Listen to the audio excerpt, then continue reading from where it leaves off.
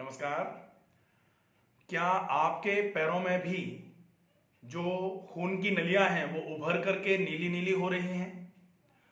उन नलियों में सूजन आती चली जा रही है, नलियों के गुच्छे जैसे बन रहे हैं, या फिर आपकी पिंडलियों में बहुत तेज दर्द होना चालू हुआ है? जी हां, बात कर रहा हूं वेरिकोसिटी की, वेरिकोज वेन्स।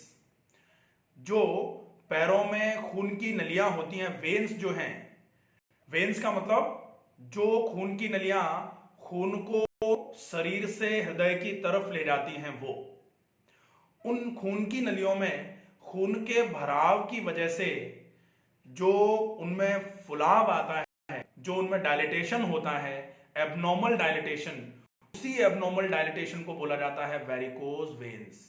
वेरिकोज हो जाना मतलब उनका टर्टस हो जाना, वो एकदम से फैलना चालू हो जाएंगी और फैली हुई खून की नलियां वो बाहर की तरफ उभर करके आना चालू हो जाती हैं।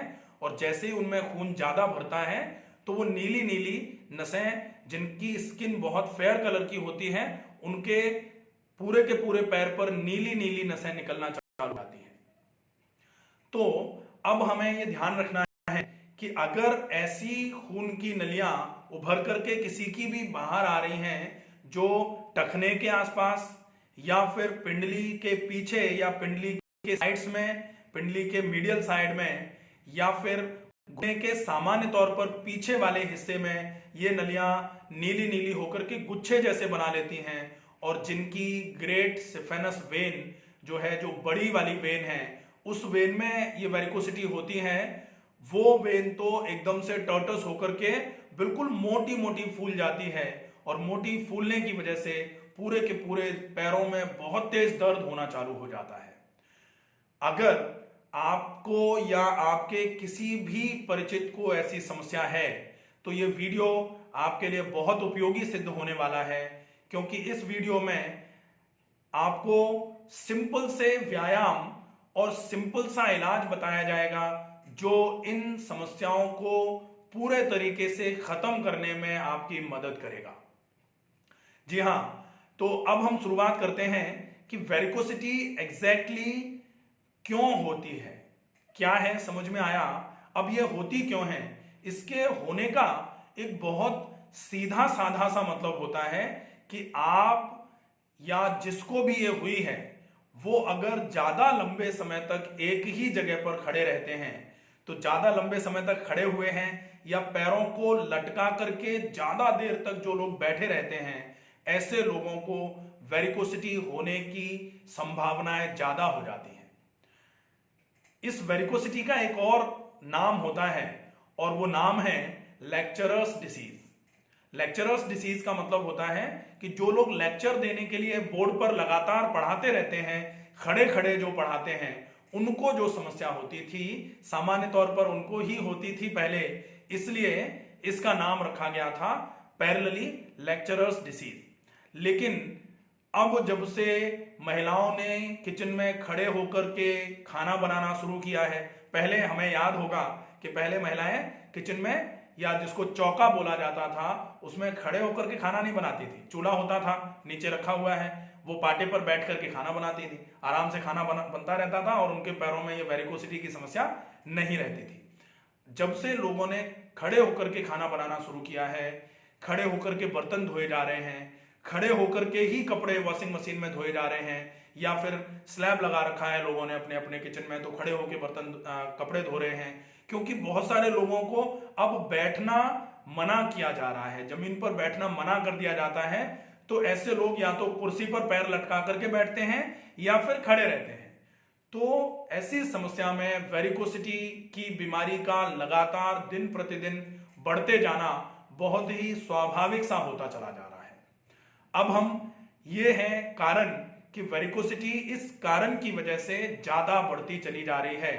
अब इस कारण, जो खड़े रहने पे ऐसा क्या होता है कि वेरिकोसिटी होना चालू हो जाती है, इसके लिए पैथोफिजियोलॉजी समझना जरूरी है, और ये सबकी समझ में आएगा, क्योंकि हम जब तक समझेंगे नहीं तब तक हम फॉलो अप नहीं करते हैं।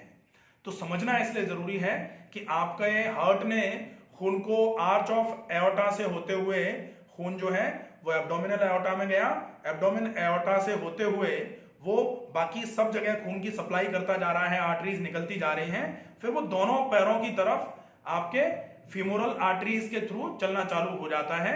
अब फीमोरल आर्टरीज जो है वो दोनों थाइज से होते हुए नीचे की तरफ जा रही हैं, घुटने के पीछे वो पॉप्लिटियल आर्टरी बनती है और वहां से नीचे की तरफ आर्टरीज जाना चालू हो जाती हैं। अब इसमें आपका जो आर्टेरियल सिस्टम है, आर्टेरियल सिस्टम ने सप्लाई कर दी खून की, जो ऑक्सीजनेटेड ब्लड था वो आपके पूरे शरीर में पहुंचता चला गया। अब वहां से डीऑक्सीजनेटेड ब्लड दोबारा हार्ट की तरफ आना है। हार्ट से नीचे जा रहा था खून, तो एक तो नीचे की तरफ स्वाभाविक गति होती है, किसी भी चीज को यहां से छोड़ो नीचे की तरफ चली आएगा। लेकिन अगर नीचे से आप छोड़ोगे तो कहां जाएगा? नीचे से छोड़ोगे तो उसके नीचे अगर कुछ होगा तो वहां जाएगा, और अगर उसके नीचे कुछ नहीं है तो वहीं फैल के भर जाएगा। यही तो होगा। तो ऊपर हार्ट है, हार्ट ने नीचे की तरफ तो छोड़ दिया, तो नीचे की तरफ तो ग्रेविटेशनल फोर्स के चलते खून अपने आप ही जा रहा था, प्लस हार्ट ने ऐसे करके संकुचन भी किया। संकुचन करने के लिए, क्योंकि हार्ट को भी पंप बोला जाता है, हाँ, आप देखते हो हार्ट की पंपिंग कैपेसिटी कम हो गई है, तो हार्ट ने एकदम से ऐसे करके दबाव भी लगाया, दबाव लगाया तो खून नीचे की तरफ जा रहा था, पहले ही जा रहा था, थोड़ा और दबाव लग गया तो और इजीली चला जाएगा। लेकिन नीचे ऐसा क्या है? नीचे कोई मोटर नहीं लगी है। नीचे ऐसा क्या है कि नीचे से कोई चीज, जैसे नीचे से कोई चीज अगर ऊपर पहुंचानी है तो नीचे से उछालना पड़ता है उसको, और उछाल करके ऊपर संभालना भी पड़ता है, क्योंकि नीचे से ऊपर की तरफ, जैसे बॉल को आपने नीचे से ऊपर की तरफ उछाला, पत्थर आपने नीचे से ऊपर की तरफ उछाला, ईंट आपने नीचे से ऊपर की तरफ उछाल दी, लेकिन अगर आप ऊपर नहीं संभालोगे तो फिर वो नीचे की तरफ गिरेगी। तो ऐसे ही खून नीचे से ऊपर की तरफ जब वेन्स के थ्रू चढ़ करके आता है, तो पहली चीज तो कि नीचे से ऊपर की तरफ चढ़ के आने के लिए कोई मोटर नहीं है और एंटी ग्रेविटी उसको चलना पड़ता है, तो केवल और केवल मसल पंप होता है, जिसको पेरिफेरल रेजिस्टेंस बोला जाता है। काफ मसल्स ही वो पंप हैं जो आपके खून को नीचे से ऊपर की तरफ ले जाने का काम कर रही हैं। और काफ मसल जो होती हैं, ये जैसे काफ मसल है दोनों तरफ, अब काफ मसल के बीच में जैसे ये कोई भी वेन मान लीजिए, एक पाइप लगा हुआ है, उसको वेन मान लेते हैं, काफ मसल ऐसे करके दबेंगी तो खून नीचे से ऊपर की तरफ चढ़ जाएगा। यहां तक चढ़ा, अब यहां तक चढ़ के आया तो यहां तक चढ़ के आएगा। अब ये दबी तो रहेंगी नहीं, फिर ये रिलैक्स होंगी। अब ये अगर रिलैक्स होंगी तो ऊपर अगर इसको संभाला नहीं जाएगा तो फिर खून नीचे आ जाएगा। संभालने के लिए क्या चाहिए? अब संभालने के लिए यहां चाहिए एक वॉल्व ऐसा कि खून ऊपर की तरफ चढ़ा, अब ये वॉल्व बंद हो गया। अब ये वॉल्व जब बंद हो जाएगा, अब हम मानते हैं वॉल्व कैसा है, ऐसा है कि खून नीचे से काफ मसल ऐसे करके जो है वो कॉन्ट्रैक्ट हुई, ऐसे थी, ऐसे करके कॉन्ट्रैक्ट हुई, खून ऊपर की तरफ चढ़ा, ये वॉल्व ऐसे खुला, और जैसे ही खून ऊपर की तरफ चढ़ गया, अब ये वॉल्व इस तरीके से बंद हो गया। अब चारों तरफ से ऐसे करके ये पूरा का पूरा वेन है, खून यहां भर गया पूरा, क्योंकि वॉल्व अब बंद है। अब यहां से खून ऊपर की तरफ चढ़ेगा तो यहां की काफ मसल जो है ना, ये फिर से ऐसे करके कॉन्ट्रैक्ट होंगी, खून और ऊपर की तरफ चढ़ेगा, वो वाला वॉल्व बंद हो जाएगा ऐसे, फिर वॉल्व बंद होता रहेगा, खून ऊपर की तरफ चढ़ता रहेगा। लेकिन जैसे ही खून ऊपर की तरफ गया और ये वॉल्व इस तरीके से बंद हुआ, बंद होने के बाद जैसे ही खून इस पे भरा दोबारा, अब खून का दबाव जो है, खून ने जो प्रेशर मारा, क्योंकि जो खून का वॉल्यूम है उसका अपना प्रेशर है, अगर ये वॉल्व मान लो उस प्रेशर को सहन नहीं कर पाता है तो ये वॉल्व ऐसे होकर के ऐसे खुल जाएगा। जैसे ही ये वॉल्व ऐसे था, ऐसे होकर के कमजोर पड़ा, अब इसमें ये आ रहा है, खून यहां भरा हुआ है, और ऐसे करके ये वॉल्व खुला, खून निकल के फिर नीचे आ गया। अब फिर कॉफ मसल्स ऐसे करके दबी, फिर खून ऊपर की तरफ गया, और फिर ऊपर की तरफ जाकर के ऐसे करके फिर भर गया। तो यहां पर खून की नली जो है ना, धीरे धीरे करके फूलना चालू हो जाएगी, ऐसे करके फूलना चालू होगी, फूल करके वो गुब्बारे की तरफ फूलती जाएगी, और जहां वो फूलेगी वहां वो धीरे धीरे करके बाहर की तरफ उभरना चालू हो जाएगी। और बाहर की तरफ उभरना चालू होगी, अगर वो थोड़ी मोटी है तो बाहर उभरा हुआ हिस्सा दिखाई देगा, और अगर वो बिल्कुल पतली है खून की नली और बिल्कुल सुपरफिशियल लेयर पर है तो वो खून की नली फूल करके नीली नीली होकर के ऊपर दिखाई देना चालू हो जाएगी। इसको बोला जाएगा वेरिकोसिटी। और ये वॉल्व कम क्यों होते हैं, कमजोर क्यों पड़ते हैं? क्योंकि आप लगातार खड़े हुए हैं, लगातार खून को नीचे से ऊपर की तरफ जाना पड़ रहा है, एंटी ग्रेविटी लगातार काम करना पड़ रहा है, तो लगातार इन वॉल्व्स पर प्रेशर पड़ा हुआ है। लगातार जैसे हमारे सिर पर 50 किलो का हम सिर पर वजन नहीं ढो सकते और 100 किलो का मान लीजिए रख दिया जाए, तो हम कितनी देर ढोने की कोशिश करेंगे? हम थोड़ी देर ढोने की कोशिश करेंगे, ज्यादा से ज्यादा 5 मिनट 7 मिनट। 100 किलो मैं अपनी बात तो खैर नहीं करूंगा, मैं तो 10 किलो 15 किलो ही उठा सकता हूं। अगर 20 किलो 30 किलो मेरे ऊपर रख दो तो 10 मिनट 15 मिनट में रख के खड़ा हो सकता हूं। उसके बाद धीरे धीरे करके हमारी गर्दन हिलने लग जाएगी, फिर कमर में दर्द होने लग जाएगा, फिर हो सकता है धीरे धीरे करके पैर कांपने लग जाए, फिर वो जो चीज रखी हुई है उसको हमें निकालना पड़े, या फिर हम खुद ही बैठ जाए, नीचे गिर जाए। तो ऐसी ही स्थिति हमारे इन्वॉल्व्स की होती है ज्यादा देर खड़े रहने या ज्यादा देर पैर लटका के बैठने पर। पैर लटका के बैठना और ज्यादा नुकसानदायक है, क्योंकि पैर आपने इस तरीके से, ये आप बैठे हुए, पैर आपका ये लटका हुआ है, ये आपकी थाइज हैं और ये आपकी पिंडलियां हैं, हाँ इस तरीके से। अब थाइज आपने ऐसे सीधी कर रखी है और घुटना आपका मुड़ा हुआ है, पैर ये आपका लटका हुआ है। तो आपने ये जो लटकाव बना रखा है, तो यहां आपका घुटने पर मुड़ और गई वेन, कि वेन को तो वैसे ही समस्या हो रही थी नीचे से खून ऊपर ले जाने में, लेकिन ये मुड़ और गई, तो फिर अब उसको एक और रेजिस्टेंस लग गया, एक और प्रेशर, क्योंकि मुड़े हुए से आपको क्रॉस करके ऊपर की तरफ चढ़ना है तो और समस्या हो जाएगी। तो लटका के बैठना भी नुकसानदायक है, और स्पेशली वैसे लटका के बैठना कि आपका पोप्लिटियल फोसा दबा हुआ रहे। बहुत सारे लोग ऐसे बैठते हैं कि बैठ गए और घुटनों को मोड़ भी लिया, घुटने जो पैर के पंजे हैं वो नीचे की तरफ कर लिए। इसका मतलब जैसे आप 18 इंच से कम नीचे वाले स्टूल पर, नीचे 18 इंच से कम हाइट वाले सोफे पर, या 18 इंच से कम हाइट वाली किसी भी चीज पर बैठोगे तो आपका पोप्लिटियल फोसा जो है, घुटने के पीछे वाला जो हिस्सा है वो और दबा हुआ रहेगा। उस केस में आपको वेरिकोसिटी होने के चांसेस थोड़े और बढ़ जाते हैं। इसलिए आपको ये जरूर ध्यान रखना चाहिए कि आप अगर बैठ रहे हो तो या तो आप पालती लगा के बैठ जाओ, लेकिन पालती लगा के आप बैठ नहीं सकते। पालती लगा के क्यों नहीं बैठ सकते? क्योंकि अगर मान लो आपके घुटनों में दर्द है तो पालती लगाने के लिए मना कर दिया जाता है। तो फिर आप कैसे बैठोगे? फिर आपको पैर सामने सीधे फैला करके बैठ जाना चाहिए। अगर पैर सामने सीधे फैला करके बैठ जाओगे और आपका पेट बिल्कुल नरम रहेगा, क्योंकि हर बात पर आपको कुछ ना कुछ अड़ंगा आ रहा है। क्या आ रहा है? अब आप पैर सामने सीधे फैला करके तो बैठ गए, लेकिन फिर आपका जो है थाई से ग्रोइन रीजन से जो खून ऊपर की तरफ चढ़ना है, एब्डोमिनल वेन में आना है खून को, जो इंफीरियर वेना कावा बना रहा है, तो उसकी तरफ आते हुए फिर आपको प्रेशर पड़ रहा है। अगर पेट नरम है तो चल जाएगा, क्योंकि वेरिकोसिटी होने का एक कारण पेट का कड़ा होना, ज्यादा मात्रा में कब्ज रहना, या फिर प्रेगनेंसी के 7वें 8वें महीने में वेरिकोसिटी होती है, क्योंकि पेट निकल के बाहर आता है, खून नीचे की तरफ तो चला जा रहा है लेकिन नीचे से ऊपर की तरफ खून नहीं आ पा रहा होता है, जिसकी वजह से वेरिकोसिटी हो जाती है। लेकिन जैसे ही डिलीवरी होती है ये वेरिकोसिटी सामान्य तौर पर खत्म हो जाती है। अगर ये खत्म नहीं होती है तो फिर इसके लिए फिर से वही ट्रीटमेंट करने पड़ेंगे जो अब बताए जाएंगे। तो ये तो हो जाता है वेरिकोसिटी होने का कारण। आशा है ये कारण आपको पूरा समझ में आया होगा। इस कारण को समझने के बाद अब बारी आएगी इस वेरिकोसिटी के उपचार की। वेरिकोसिटी के उपचार के लिए बहुत ही साधारण सा उपचार है। आप उपचार में दो चीजें ध्यान में रखेंगे, एक तो है आपका आहार चिकित्सा और प्राकृतिक चिकित्सा। आहार चिकित्सा और प्राकृतिक चिकित्सा एक में आ जाएगा, और दूसरा आएगा व्यायाम चिकित्सा। क्योंकि आहार चिकित्सा वेरिकोसिटी के लिए कोई बहुत ज्यादा आपको ऐसा फॉलोअप करने की जरूरत नहीं है।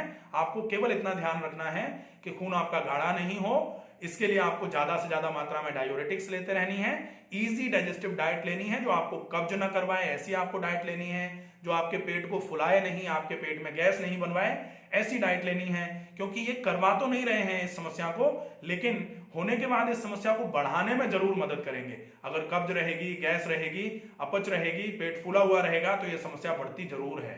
इसलिए आपको आहार चिकित्सा पर भी ध्यान रखना पड़ेगा। और जो प्राकृतिक चिकित्सा है, प्राकृतिक चिकित्सा में दो इलाज बहुत ही इफेक्टिव रहेंगे। एक तो है पूरे पैरों पर गर्म ठंडा सेक करके गीला लपेट करना। तो गर्म ठंडा सेक कैसे करते हैं और गीला लपेट जो है वो किस तरीके से किया जाएगा, ये दोनों वीडियोस आपके YouTube चैनल पर, इसी वाले चैनल पर पड़े हुए हैं, आप उनको देख सकते हैं।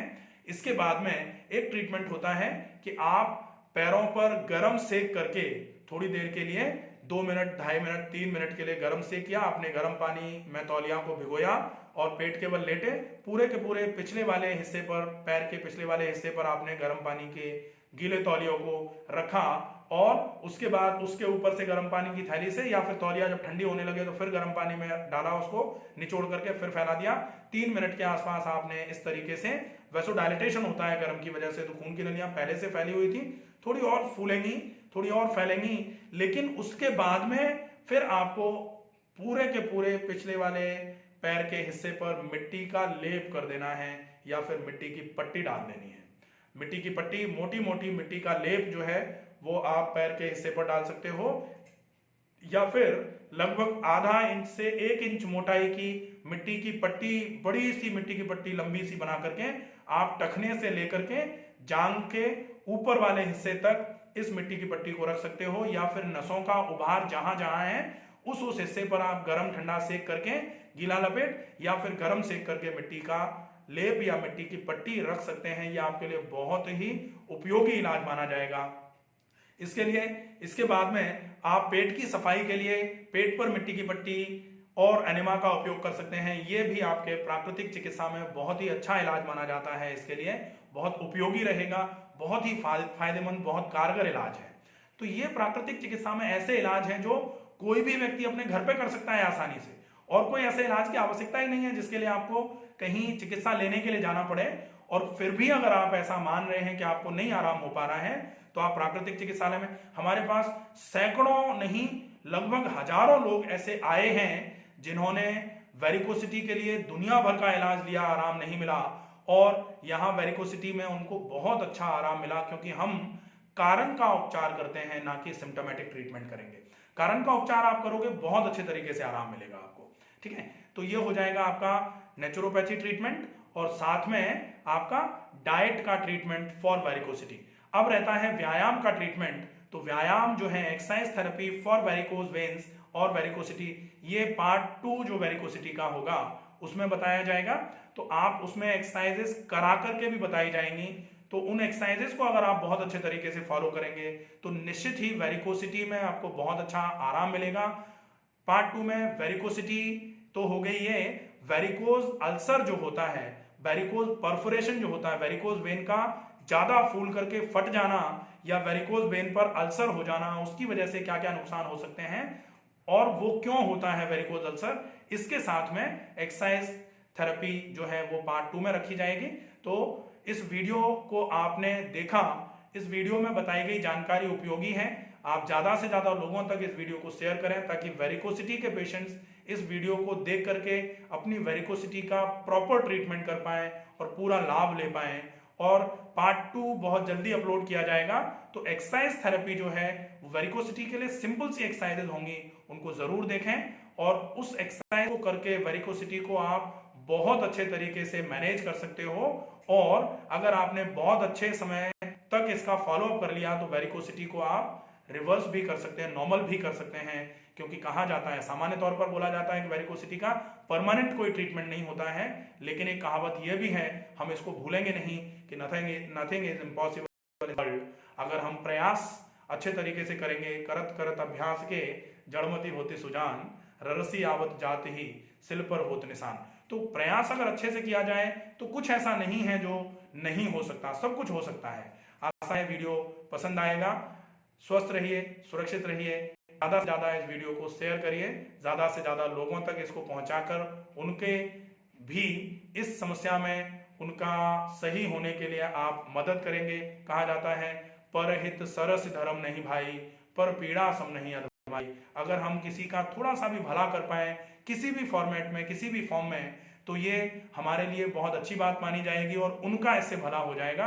आशा है इस वीडियो को आप ज्यादा से ज्यादा शेयर करेंगे, ज्यादा से ज्यादा लोगों तक पहुंचाएंगे। पार्ट 2 तक के लिए आप इन सारी चीजों का फॉलो अप करिए।